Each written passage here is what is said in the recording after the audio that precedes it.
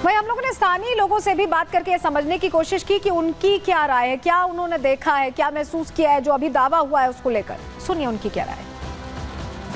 क्या कुछ कहेंगे आप, इस पूरी जो याचिका को सुनवाई योग्य माना गया है और अजमेर की इस दरगाह को लेकर? मैं धन्यवाद देता हूँ रिपब्लिक को जो ये न्यूज़ स्टडी कर रहे हैं कि ये अमन और शांति का दरगाह है। यहाँ के देश के प्राइम मिनिस्टर आते हैं, अन्य देश के प्राइम मिनिस्टर आते हैं, प्रेसिडेंट आते हैं, अन्य दल के लोगों आता है। ये 8 साल की दरगाह है और इस दरगाह में जो हिंदू सेना ने जो दर्ज किया केस, जो कोर्ट में दाखिल किया, मैं इसकी निंदा करता हूँ। कुछ नहीं मिलने वाला। 850 साल पहले गरीब नवाज हिंदुस्तान में आए और पूरे हिंदुस्तान के मुसलमान का ये अकीदा है कि गरीब नवाज हिंदुस्तान में आके मुसलमान को मुसलमान किए। अब आप बिहार का चुनाव आने वाला है, दिल्ली का चुनाव आने वाला है, तो नरेंद्र मोदी की जो गवर्नमेंट है ये हिंदू मुसलमान करने की कोशिश कर रही है। अभी बाबरी मस्जिद का मसला हल हो गया, हिंदू मुसलमान में आपस में एकता बढ़ रही है, तो अब कहाँ लड़ाया जाए।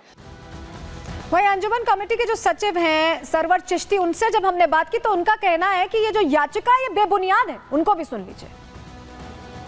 सरवर जी क्या कहेंगे, जिस तरह से याचिका दाखिल की गई, फिर उसको एक्सेप्ट किया गया, फिर कहा गया कि 20 तारीख को अब इस पर देखिए आगे सुनवाई होने वाली है, इस पूरे मामले को कैसे आप देखते हैं? पहले देखिए, मैं कुल जो ये किताब का जिक्र कर रहा है तो ऐसे कोई भी किताब लिखते का तो जो एक दरगाह की एक हेरिटेज है, 800 साल की परंपरा है, जहाँ हर धर्म जाति संप्रदाय के लोग आते हैं।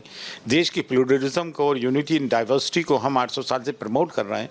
बादशाहों ने, राजाओं ने, सुल्तानों ने फरामीन दिए, हर साल प्राइम मिनिस्टर की चादर आती है, हर मजहब व मिलत, हर धर्म संप्रदाय के लोग आते हैं।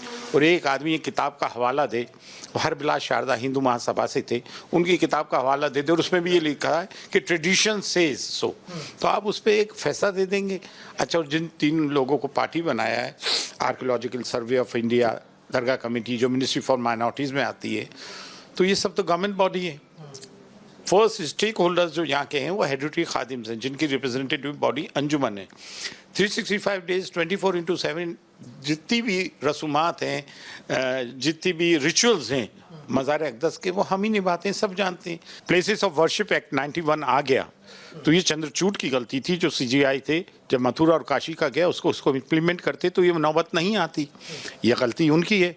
और देश के जो प्राइम मिनिस्टर हैं, जो हमेशा कहते हैं मैं 140 करोड़ जनता का प्राइम मिनिस्टर हूँ, तो उनको अब इसमें मदाखलत करना चाहिए, राजधर्म निभाना चाहिए, तभी देश में सौहार्द कायम रहेगा।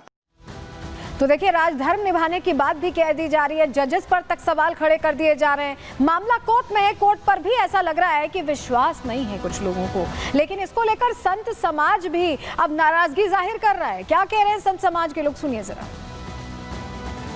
ये तो इस देश का दुर्भाग्य ही है कि अब हम न्यायालय पर भी उंगली उठाने लगे हैं। सिर्फ सनातनी ही ऐसे हैं जो न्यायालय पे संवैधानिक तरीके से हम विश्वास कर रहे हैं। सनातनी कोई मारपीट नहीं कर रहे, सनातनी कोई पत्थर नहीं फेंक रहे, सनातनी किसी की, हमारे यहाँ क्या हो रहा है, बांग्लादेश में क्या हो रहा है आप देख रहे हैं ना सब। बांग्लादेश में बहन बेटियों को पैरों में रस्सी बांध कर उन्हें घसीटा जा रहा है रोड पे, उस पर भी कुछ बोले।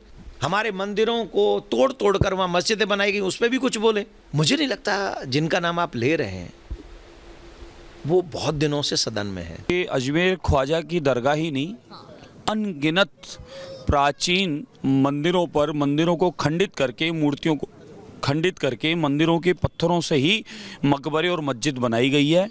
मेरा तो निवेदन है, जितने भी मुगल काल में मस्जिदें बनी हैं उन सभी मस्जिदों को जांच की जाए, उन सभी में कहीं ना कहीं शिव हनुमान मंदिर अवश्य मिलेगा।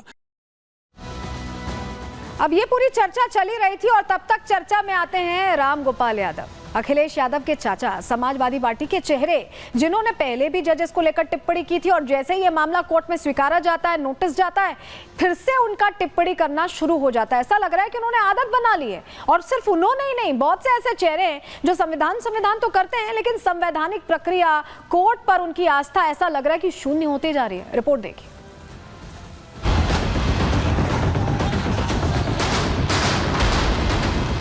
पहले संभल को लेकर भड़काया, अब अजमेर पर गैर जिम्मेदाराना बयान सामने आया।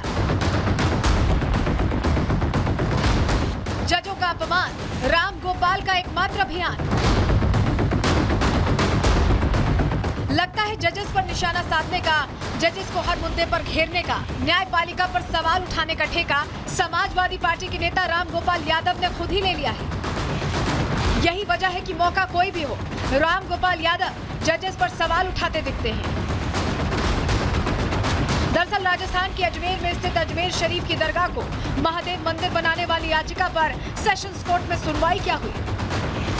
राम गोपाल अपना काम करने निकल पड़े, बेतुका बयान तो दिया है, जजेस पर अभद्र टिप्पणी तक कर डाली। पहले आप खुद ही सुनिए कि कैसे राम गोपाल यादव जजेस पर सवाल उठा रहे हैं। इस तरह के जजेस भी, छोटे छोटे जजेस बैठे हुए हैं जो इस देश में आग लगवाना चाहते हैं। अजमेर शरीफ पर हमारे प्रधानमंत्री स्वयं चद्दर भिजवाते हैं, सारे देश के लोग, दुनिया भर के लोग आते हैं वहाँ। अब उसको विवादों में डालना बहुत ही घृणित और ओछी मानसिकता का प्रतीक है। समाजवादी पार्टी के नेता राम गोपाल यादव मर्यादा भूले तो बीजेपी ने आड़े हाथों लेने में समय नहीं लगाया। इन बयानों के पीछे हार की खींच को वजह बताया और राम गोपाल के बयान को शर्मनाक करार दे दिया। न्यायपालिका पर किसी प्रकार की टिप्पणी नहीं होनी चाहिए और राजनीतिक दलों के लोगों को न्यायपालिका पर टिप्पणी करने से बचना चाहिए। मतलब और कोई काम नहीं है क्या जजेस को? हर बात को, हर व्यक्ति को क्रिटिसाइज करना क्यों कोई जरूरी है क्या? विपक्ष का काम और बहुत सारे जिम्मेदारी के काम होते हैं जो विपक्ष नहीं निभा रहा है, और इस तरह से गैर जिम्मेदारी के बयान रोजाना कुछ ना कुछ दे देना, ये देश के लिए भी ठीक नहीं होता और उन्हें कंस्ट्रक्टिव पॉलिटिक्स करनी चाहिए। हालांकि ये कोई पहली बार नहीं है जब सपा सांसद राम गोपाल यादव ने न्यायपालिका या फिर जजों पर सवाल उठाया हो। इससे पहले भी राम गोपाल ऐसे ही बयान दे चुके हैं। तो आपकी बाबरी मस्जिद और ये मंदिर दिख रहा है, सब रविवार की बात है। छोड़ा यार, वो तो जो तमाम इसी तरह की बातें कहते रहते हैं, तो क्या should I take notice of them? किसी पक्ष को जज ने फैसला दिया, जो आदेश दिया, उसमें दूसरे पक्ष को न बुलाया न जानकारी, ऐसा कभी होता नहीं। अगर इस तरह से होगा, इस तरह से जज फैसले करने लगे, सारे देश में आग लगा देंगे ये लोग। तो हालांकि अब राम गोपाल की भाषा तो यही बताती है कि जो विपक्ष हाथ में संविधान की किताब लेकर घूमता है, उसकी न्यायपालिका को लेकर क्या मंशा है। जो विपक्ष संविधान दिन रात चिल्लाता है, उसकी कोर्ट को लेकर क्या आस्था है। Bureau report, Republic Bharat. तो अजमेर में क्या होता है 20 तारीख को जब सुनवाई होगी तब उस पर हमारी नजर रहेगी। लेकिन आगे बढ़ते बात अब संभल की करने वाले हैं और आपको दिखाने वाले हैं वो चौंकाने वाले दस्तावेज जो दावा हिंदू पक्ष की तरफ से किया गया है, उसे मजबूत करते दस्तावेज अब आपको दिखाने जा रहे हैं।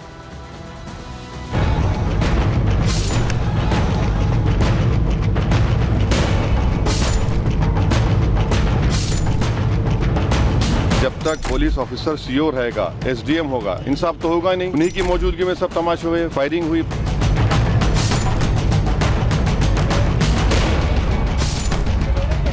जो दोषी अधिकारी हैं उनके खिलाफ हत्या का मुकदमा दर्ज होना चाहिए।